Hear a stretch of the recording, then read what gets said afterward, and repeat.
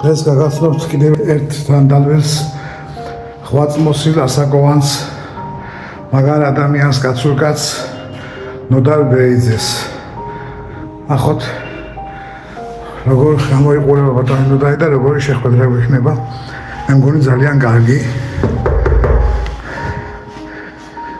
ისიც ამჟამად წამოსულია ქალაქში რა თქმა უნდა ყველა აქეთაა წამოსული და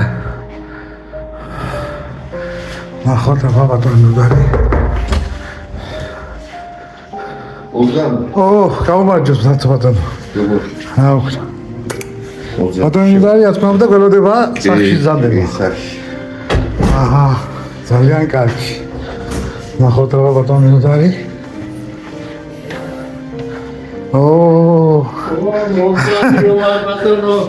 აი ხოჭა ელჯაგე ხუთო უნდა აი ხარე როგორ ზანდებით კარგად ჩვეულებრივად მეც ასე გველოდებოდი თქვენ შეხვედრასო ყოჩახად და მაგრად გამოიქნებოდით მაგრამ ახლა მასაკში არა მაგრამ ჩვეულებრივად და ბატონო ნოდარ თქვენ ალბათ თქვენთვის ცნობილია მე რატომღაც ასეთი იდეა წარმომექნა თავში რომ დანდალველები გადამეღო და სოციალურ ქსელში დავდე ერთ პირველი როცა გავაკეთე ესეთი რაღაცა ძალიან დიდი პოპულარობა ყოვა ხალხი მიესალმა მოეფერა ყველას ეს ასაკოვანი ხალხი ძალიან შეუყვარდა და განვაგრძეს ჩემი მოღვაწეობა და მოვახციე თქვენამდეც სასიამოვნოა ძალიან გისმენთ კი ბატონო ახლა ჩამოვიდებით და განვაგრძავთ ამ ყველაფერს ბატონო ნოდა ჩემი ტრადიციული შეკითხვა ყველას მიმართ ასეთი პირველი შეკითხვა რამდენი წლის ბრძანდებით 88 შევასრულე და ახლა 99 წელში ვარ ძალიან კარგით მართლაც ხნერთ კარგად გამოიყურებით მე სიამოვნებს და მე მინდა თქვენი ისტორიის პატარა მოკლე ჩანახატი რომ მოგვიყვეთ და ეს მოკლე ჩანახატი აქ თქვენ ისტორიაში ჩავახსოვოთ 15 წუთი 20 წუთის ფარგლებში შევომებით დავიბადე 37 წელში და ბავშვობა ომის პერიოდსა და ომის შემდგომ დაანგრეულ ქვეყნის დროს გაჭირვებაში გავატარეთ. დაწყებითი განათლება ალაზებში მივიღე 8 წლიანი დავამთავრე გოგიაშვილების 8 წლიან სკოლაში. მე-6 კლასიდან ვარ კომკავშირელი. კომკავშირის კომიტეტის მდივანი ვიყავ მე-7 კლასიდან და ამავე დროს კომკავშირის რაიკომის წევრიც ვიყავ. ბიუროზე ჩამყავდა მოსწავლეები მისაღებად ზოგჯერ ფეხით, ზოგჯერ შუაღამემდე ვერ ამოვდიოდით ფეხით ქედიდან დანდალომდე. საშუალო სკოლა შუახევის საშუალო სკოლაში დავამთავრე. იქაც მოსწავლეთა კომიტეტის თავმჯდომარე ვიყავი. ვესწრებოდი პედსაბჭოს სხდომებს. ვიყავი რაიკომის წევრი, კომკავშირის რაიკომის წევრი და აქტიურად მუშაობდი. ამავე დროს მივდებდი სპორტს. სპორტის ოსტატი იყო ძალიან ძლიერი პიროვნება შანიძე, რომელმაც თანაშემწედ გამიხადა და ჩამაბარა დარბაზი მთლიანად და ვარჯიშებდი მოსწავლეებს. სასწავლებელი ვერცხლის მედალზე დავამთავრე. ინსტიტუტი წარჩინებით და გავაგრძელე მუშაობა ჯერ ჭვანის საშუალო სკოლაში, მერე გოგიაშვილებში, ბარათაულის საშუალო სკოლაში სასწავლო ნაწილის გამგე ვიყავი და იქ პროპაგანდისტიც ვიყავი, როცა შემაჯამებელ მეცადინეობაზე მოვიდემ რაიკომის მეორე მდივანი და საოლქო კომიტეტის მდივანი, დარგის მდივანი იდეოლოგიაში. მოეწონათ ნამუშევარი, მერე მეორე განყოფილებაზეც თამადად და მასახელეს რამდენად შეგიძლია ცხოვრებაში გამოხვიდეო და კარგად შეზარხოშებული რომ წავიდან ერთი კვირის მერე გადამიყვანეს რაიონში. ვიყავი ჟურნალისტი. გაზეთის შრომელთა წერილების განყოფილების გამგე და ამავე დროს სკოლაში მქონდა საათებიც, იმიტომ რომ დაბალი იყო მაშინ ხელფასი. 4 თვეს ვიმუშავე, მერე გადამიყვანეს პარტიის რაიკომში იდეოლოგიის დარგი მთლიანად ჩამაბარეს. იყო ძალიან დიდი სამუშაო, უზარმაზარი სამუშაო იყო. იქ იყო შექმნილი არტისა და აღმასკომის მუშაკებისათვის უნივერსიტეტი, ამ უნივერსიტეტს ხელმძღვანელობდი მე, შეთავსებით მქონდა რადიო გადაცემათა რედაქტორის თანამდებობაც. მერე საზოგადოება ცოდნის პასუხისმგებელი მდივნობას და საკმაოდ ხელფასთან ერთად საკმაოდ შემოსავალი მქონდა. დაუხუცნდი ისევ ქედის რაიონში გადავედი, როცა საშუალება მომეცა და ქედის რაიონში მომხმარებელთა საზოგადოების თავმჯდომარედ ამირჩიეს. ჩემთვის ეს სამუშაო იყო ძალიან უცხოც და ამავე დროს არ იყო ჩემთვის აუცილებელი ამ დარგზე გავყოლოდი. მაგრამ მეტი საშუალება არ იყო და შევუდექი მუშაობას. იქ ჩემებული წესრიგი დავამყარე თითქოს 8 ობიექტიდან 5 წლების გეგმის მიხედვით, რომელიც ქედაში უნდა აშენებულიყო, 4 ობიექტი დაკარგული იყო. ფაქტიურად ვიღაცისთვის გადაცემული იყო და ეს საკითხი მომხმარებელთა საზოგადოების ყრილობაზე დავაყენე ეს საკითხი და სენსაცია შეიქმნა ამაზე. იმიტომ რომ 5 წლების გეგმის შეცვლა შეეძლო მინისტრთა საბჭოს, ხოლო ან საკავშირო საგეგმო კომიტეტს და ამიტომ ძალიან დიდი მხარდამჭერა მქონდა.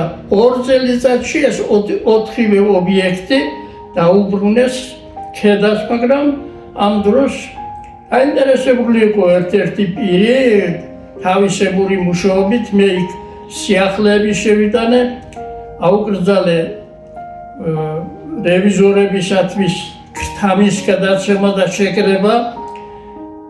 ამავე დროს შევისწავლე და ვნახე, რომ არასწორად იგეგმებოდა კოოპერაციაში გეგმები და დავაყენე ეს საკითხი. იძულებული იყვნენ შემოდგომაზე 105 ტონა მანდარინი მოეცათ ქედისათვის და გადავტვირთე ლვოვში.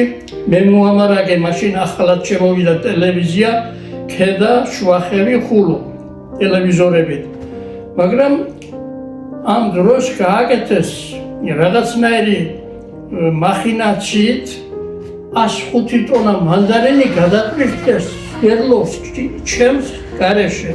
მე მივლინებაში ვიყავით, ისარგებლეს ჩემი სახელით, ბეჭედი ჩემივე დაასვეს და აღმოჩნდა ეს 5 ტონა მანდარინი სვერდლოვსკის ბაზარზე.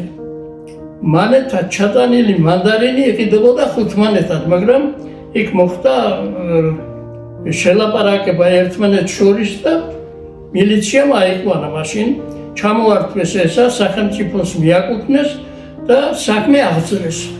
სანამ ჩემამდე მოაწევდა საქმე, მე ვღებულობდი გადატვირთულ საქონელზე შემოსავალს თანხის სახით. ხულოსა და შუახევის ხილის დამზადება ქედაში მიმდინარეობდა, იმიტომ რომ ციტრუს კომბინატი ჩვენთან იყო. ჩვენ ქედას ბათუმში ჰქონდა შემფუთავ გამსაღებელი პუნქტი და ამის საშუალებით 25 კაცი მუშაობდა ვაგზავნიდეს სხვადასხვა მიმართულებით ხილს და როცა მივიღე 130,000 მანეთის ღირებულობის თანხა, გამიკვირდა ასეთი დიდი თანხა საიდან და ნახე, გადავსინჯე, რომ ეს ჩვენი არ იყო და დავაბრუნე უკან, მაგრამ გამირაწყენდა აჭარკო კავშირი, განაწყენდა საოლქო კომიტეტის ერთ-ერთი დიდი განყოფილების გამგე და მე როცა შვებულებაში ვიყავი, მოასწრეს აპუნიზის აყოფნის პერიოდში ქედის რაიონში შესწავლა კოოპერატივის საქმიანობისა, მოხსნეს სამუშაოდან, გამრიცხეს პარტიიდან, მივცეს სისხლის სამართლის პასუხისმგებაში და როცა ეს ვნახე, მე ხელმეორედ ჩაუჭექი ახლა რას მდენდე ბრალს და მივაღწია იმას, რომ ჩემზე წამოყენებული ბრალი იყო ეს შეთითხნილი მთლიანად და დავიწყე მუშაობა იმისათვის, რომ გამომართლებულიყავი. 4 თვე დამჭირდა სანამ პირველ მდივნის კაბინეტში მოხვდებოდი 17 საშვი გამიკეთეს და არ შემიშვეს მდივანთან შეკრეს საოლქო კომიტეტში ისეთი წრე რომ მე არ მიშვებდნენ მაგრამ ბოლოს როგორღაც მოახერხე და სულ რაღაც 20 წუთში როცა დარწმუნდა საოლქო კომიტეტის მდივანი რომ მე მართალი ვიყავ ხელად აღმადგინა გაუქმდა მთლიანად ის დადგენილება და რაიკომის მდივანს დაავალა რომ თანაბარ სამუშაოზე ან თუ დააწინაურებს წინააღმდეგი არ ვიქნებიო დასაჭერად მიმდებდნენ და უკვე მაწინაურებდნენ მაგრამ რაიკომის მდივანმა ვერ გაბედა დაწინაურება იმიტომ რომ საოლქო კომიტეტის განყოფილების გამგედა უპირისპირდებოდა იგი შევარდნაძის ახლო ნაცესავი იყო და ამიტომ თანაბარ სამუშაოზე წევედი დავიწყე მუშაობა სოფლის მეურნეობის პროდუქტების დამზადებისა და ხარისხის სახელმწიფო ინსპექტორად. ყავდა სახელმწიფო მანქანა, ერთი ტექნიკური მუშაკი და დავდიოდი გამოწვევდი სოფლის მეურნეობის პროდუქტებს. ბატონო და ერთი პატარა იმას გავაკეთებ. თქვენ მე ვიცი რომ ძალიან დიდი ისტორიები გაქვთ. ეს ისტორია რომ მოგვიყვეს საათობა არ იყო, ამიტომ ჩვენ დროში ვართ შეზღუდულები და ცოტა მოკლედ შევამოკლოთ ისტორია თქვენი მოღვაწეობისა. სხვა თემებზეც მინდა საუბარი და უკვე დრო მიდის და ამიტომ მუშაობის პერიოდში ყოველთვის 92 წლიდან 1972 წლიდან 94 წლამდე ყოველთვის ვიყავ რაიონული საბჭოს დეპუტატი, რაიკომის წევრი, ხოლო 2 მოწვევის რაიონული პარტიული ორგანიზაციის სარევიზიო კომისიის თავმჯდომარე და აქტიურად მუშაობდი, მაგრამ მე 90-იან წლებში წავიდა მოძრაობა, ამ მოძრაობას ვერ ვეგუებოდი, მე შეთავაზებებიც ბევრი მქონდა, უარი ვთქვი ყველაფერზე და ჩავერთე ოპოზიციაში, მაგრამ ოპოზიციამ არ გაამართლა და დავჯექი ოჯახში. ყავს 4 შვილი, ძალიან კმაყოფილი ვარ, რომ 4-ვე საკმაოდ კარგად არიან, ყველას უმაღლესი განათლება აქვს მიღებული, ერთ-ერთი სრული პროფესორიც არის და 12 შვილი. 8 შვილი და მე-9-ს ველოდები ახლა. ოჩახ, გიმრავლოს ღმერთმა და დაგლოცოს თქვენი შვილები, შვილიშვილები და შვილთაშვილები დაგილოცოს ღმერთმა. მადლობა ძალიან დიდი. დავდივარ მთაში, დავდივარ შვილებთან ოჯახებში და ვერთობი ასე მეტი გამოსავალი სამუშაო არაფერი არ მაქვს. აღარ შემიძლია სოფელი დაუთმე უფროს შვილს, დანარჩენები ვართ ბათუმში და ასე ვარ თანდათან. მე როგორც გავიგე თქვენ პრინციპული ადამიანი ყოფილხართ თავის თქვენი მოღვაწეობის ისტორიაში ებრძოდით კორუფციასო და ასე მებრძოდნენ ისინიც მეც მე ახლა გავიგე პრინციპული ადამიანი მეც ასე გიცნობთ რომ ხართ ძალიან პრინციპული და მართალი ადამიანი და ყოველთვის თქვენი სიმართლით ერთჯერ იყო შემთხვევა რომ ჩემზე დაიწერა თითქოს მე მივიღე ხთან და რაიკომის პირველმა და მეორე მდივანმა რომ მიიღეს ეს განცხადება იქვე დახიეს რომ ეს ერთი კაცი არის რომ შუახევში და ქედაში მაგას ვერ იფიქრებენ.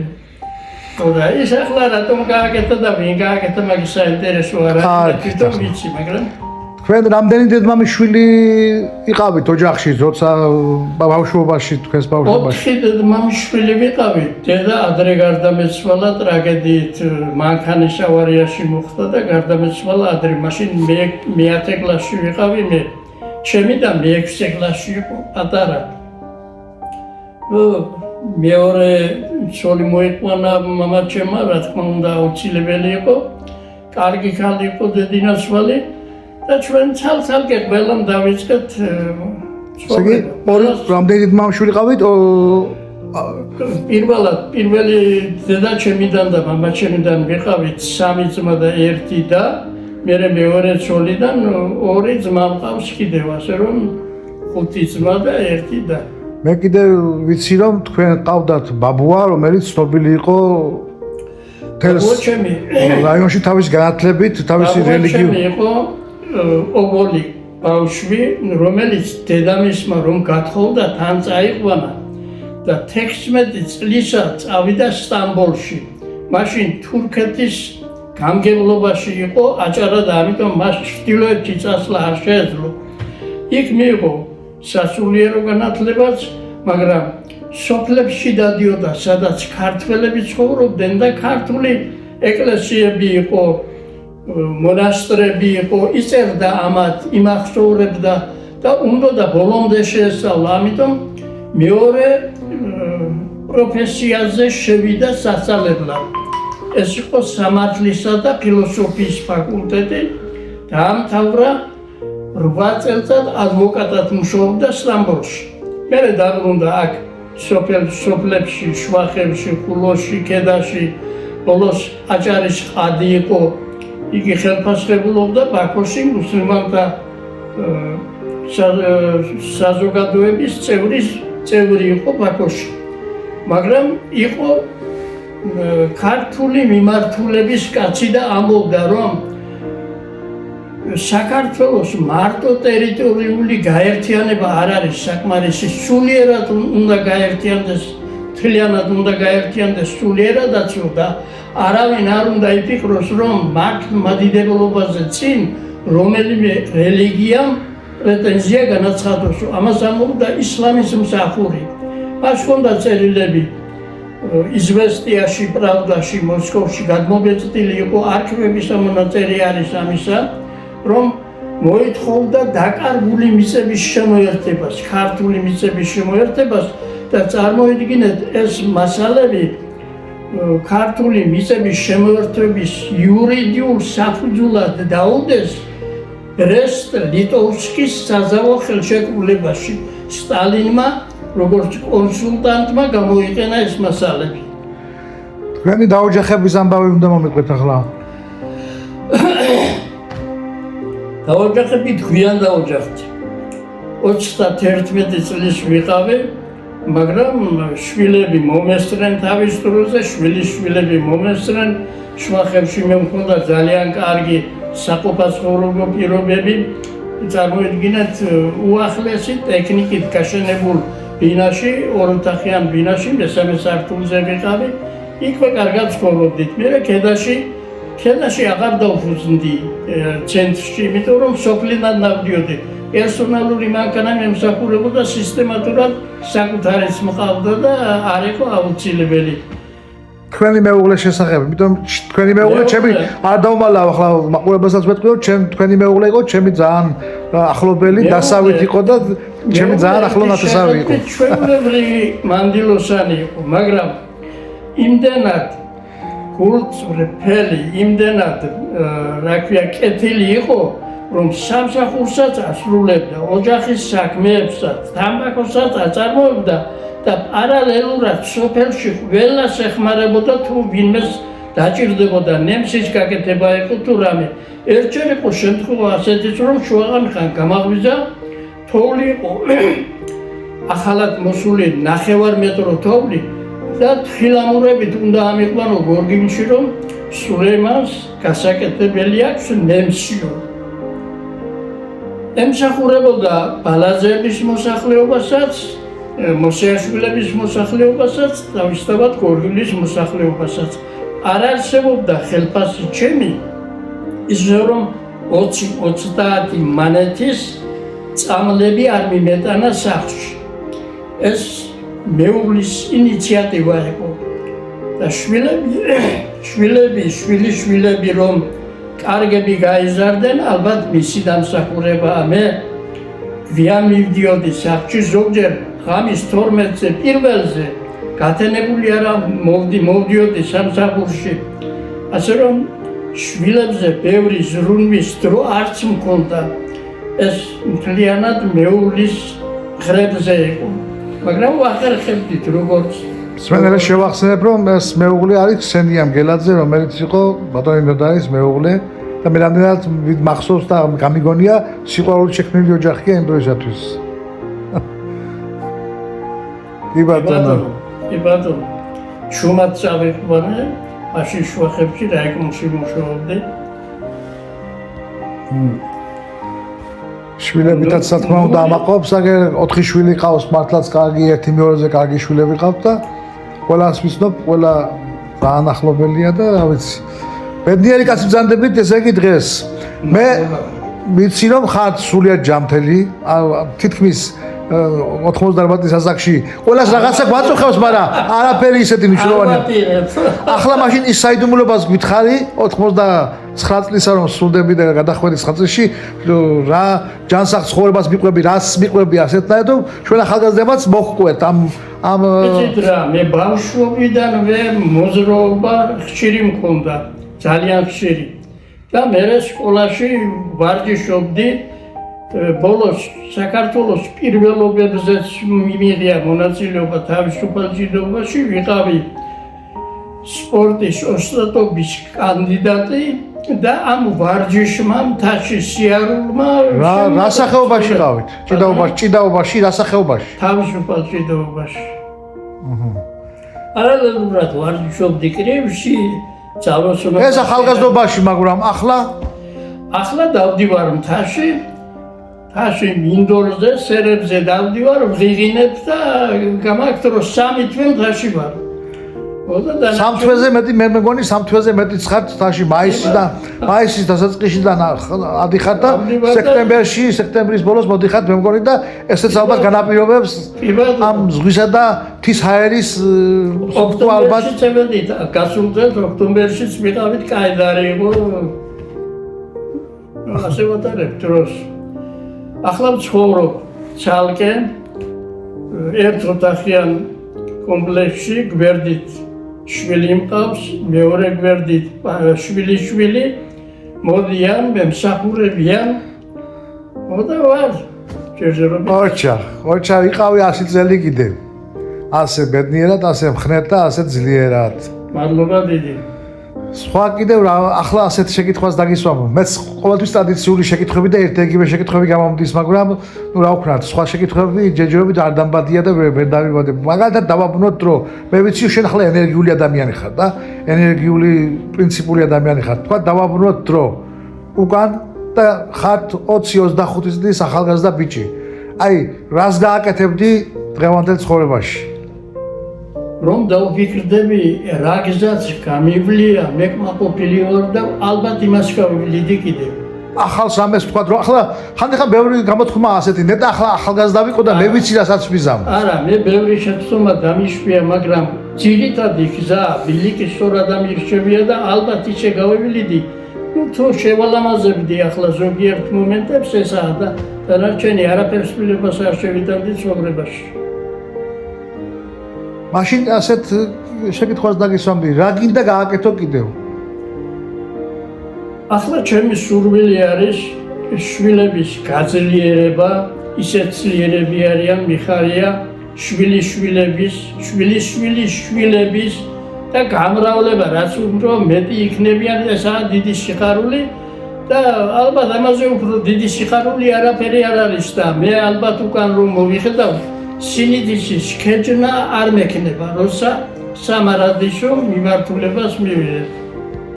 ბატონო და რას გაიხსენებდით თქვენი ცხოვრებიდან მნიშვნელოვან ამბავს? კარგ ამბავს, რომელიც შენთვის იყო ის დაგამახსოვდა მთელი ცხოვრების მანძილზე რომ გემახსოვრებოდა და დაგამახსოვდა ასეთი ამბავის, ან დროის, ან პერიოდის ამბავის თუ შეგიძლია მოგვიყვე.